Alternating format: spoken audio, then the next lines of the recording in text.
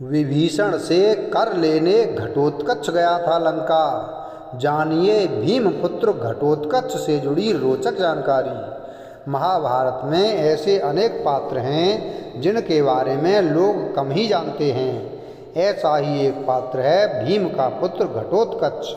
अधिकांश लोग ये जानते हैं कि घटोत्कच भीम व राक्षसी हिडिंबा का पुत्र था और उसकी मृत्यु कर्ण के हाथों हुई थी। इसके अलावा भी घटोत्कच से जुड़ी अनेक रोचक बातें हैं जो बहुत कम लोग जानते हैं। आज हम आपको घटोत्कच से जुड़ी ऐसी ही रोचक बातें बता रहे हैं जो इस प्रकार हैं।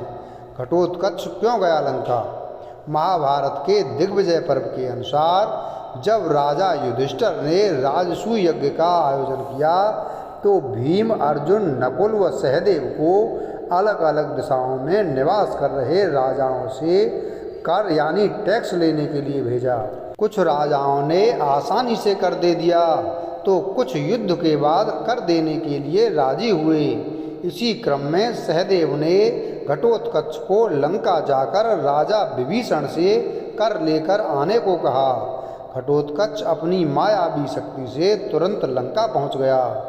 वहां जाकर उसने राजा विभीषण को अपना परिचय दिया और आने का कारण बताया। घटोत्कच की बात सुनकर विभीषण प्रसन्न हुए और उन्होंने कर के रूप में बहुत धन देकर लंका से विदा किया।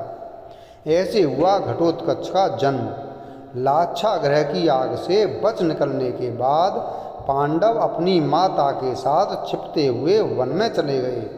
उस वन में हिडिंबासुर नाम का राक्षस अपनी बहन हिडिंबा के साथ रहता था।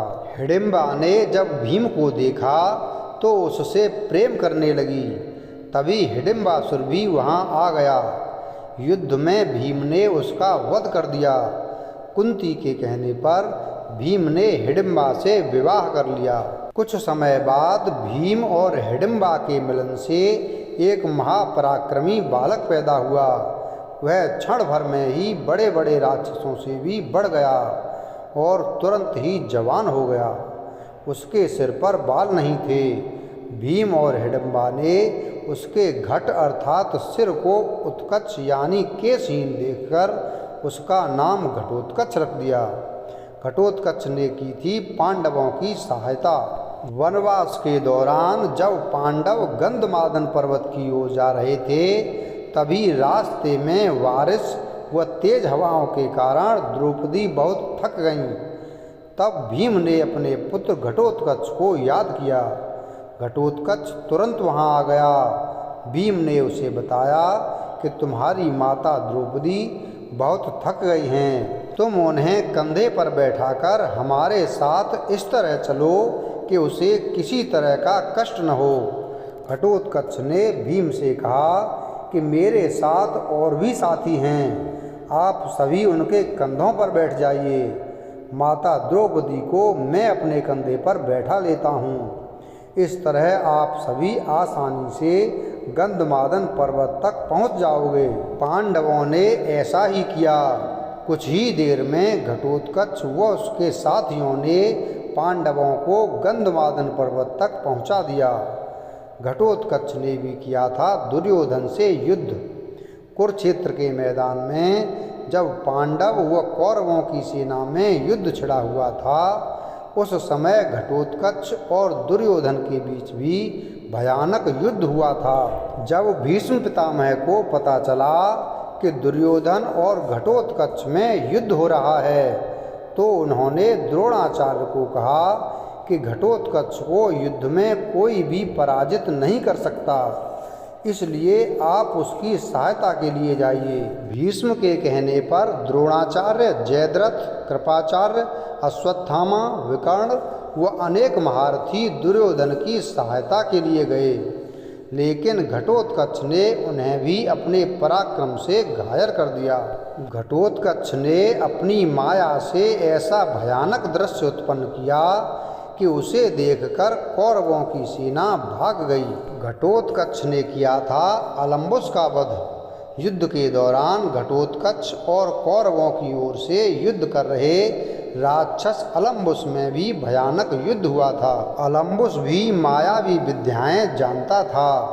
घटोत्कच युद्ध में जो भी माया दिखाता उसे अलम्बुस अपनी माया से नष्ट कर देता था। अलम्बुस ने घटोत्कच को अपने तीरों से घायल कर दिया। गुस्से में आकर घटोत्कच ने उसका वध करने का निर्णय लिया। घटोत्कच ने अपने रथ से अलम्बुस के रथ पर कूदकर उसे पकड़ लिया और उठाकर जमीन पर इस प्रकार पटका कि उसके प्राण निकल गए। यह देखकर पांडवों की सेना में हर्ष छा गया और वे प्रसन्न होकर अपने अस्त्र शस्त्र लहराने लगे। इसका भी वध किया था घटोत्कच ने। जब कर्ण पांडवों की सेना का संहार कर रहा था उस समय श्री कृष्ण ने घटोत्कच को अपने पास बुलाया और कर्ण से युद्ध करने के लिए भेजा। जब दुर्योधन ने देखा कि घटोत्कच कर्ण पर प्रहार करना चाहता है तो उसने राक्षस जटासुर के पुत्र अलम्बुस, यह पहले वाले अलम्बुस से अलग है, उसको युद्ध करने के लिए भेजा। इस अलम्बुस और घटोत्कच में भी भयानक युद्ध हुआ। पराक्रमी घटोत्कच ने इस अलम्बुस का भी वध कर दिया। दुर्योधन की ओर फेंका था अलम्बुस का मस्तक। राक्षस अलम्बुस का सिर काटकर घटोत्कच दुर्योधन के पास पहुंचा और गर्जना करते हुए बोला कि मैंने तुम्हारे सहायक का वध कर दिया है। अब कर्ण और तुम्हारी भी यही अवस्था होगी। जो अपने धर्म, अर्थ और काम तीनों की इच्छा रखता है उसे राजा, ब्राह्मण और स्त्री से खाली हाथ नहीं मिलना चाहिए। इसलिए मैं तेरे लिए यह मस्तक भेंट के रूप में लाया हूँ। ऐसा कहकर घटोत्कच ने अलम्बुस का सिर दुर्योधन की ओर फेंक दिया। ऐसा था घटोत्कच का रथ। महाभारत के द्रोण पर्व के अनुसार घटोत्कच के रथ पर जो झंडा था उस पर मांस खाने वाले गिद्ध दिखाई देता था। उसके रथ में 8 पहिए लगे थे और चलते समय वह बादलों के समान गंभीर आवाज करता था। 100 बलवान घोड़े इस रथ में जुते थे। उन घोड़ों के कंधों पर लंबे लंबे बाल थे। उनकी आंखें लाल थीं। घटोत्कच का रथ रीछ की खाल से मढ़ा था। उस रथ में सभी प्रकार के अस्त्र शस्त्र रखे हुए थे। विरूपाक्ष नाम का राक्षस उस रथ का सारथी था। ऐसे हुई घटोत्कच की मृत्यु।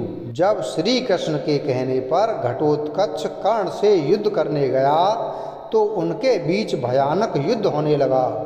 घटोत्कच और कर्ण दोनों ही पराक्रमी योद्धा थे, इसलिए वे एक दूसरे के प्रहार को काटने लगे। इन दोनों का युद्ध आधी रात तक चलता रहा। जब कर्ण ने देखा कि घटोत्कच को किसी प्रकार पराजित नहीं किया जा सकता तो उसने अपने दिव्यास्त्र प्रकट किए। यह देखकर घटोत्कच ने भी अपनी माया से राक्षसी सेना प्रकट कर दी। कर्ण ने अपने अस्त्रों से उसका भी अंत कर दिया। इधर घटोत्कच कौरवों की सेना का भी संहार करने लगा। यह देखकर कौरवों ने कर्ण से कहा कि तुम इंद्र की दी हुई शक्ति से अभी इस राक्षस का अंत कर दो, नहीं तो ये आज ही कौरव सेना का संहार कर देगा। कर्ण ने ऐसा ही किया और घटोत्कच का वध कर दिया। घटोत्कच की मृत्यु से प्रसन्न हुए थे श्री कृष्ण। जब घटोत्कच की मृत्यु हो गई तो पांडवों की सेना में शोक छा गया, लेकिन भगवान श्री कृष्ण प्रसन्न हो गए।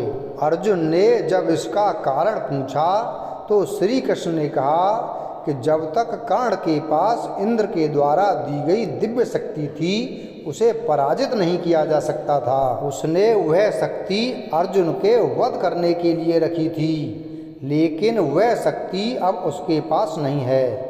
ऐसी स्थिति में तुम्हें उससे कोई खतरा नहीं है। इसके बाद श्री कृष्ण ने ये भी कहा कि यदि आज कर्ण घटोत्कच का वध नहीं करता तो एक दिन मुझे ही उसका वध करना पड़ता, क्योंकि वह ब्राह्मणों व यज्ञों से शत्रुता रखने वाला राक्षस था। तुम लोगों का प्रिय होने के कारण ही मैंने पहले इसका वध नहीं किया था।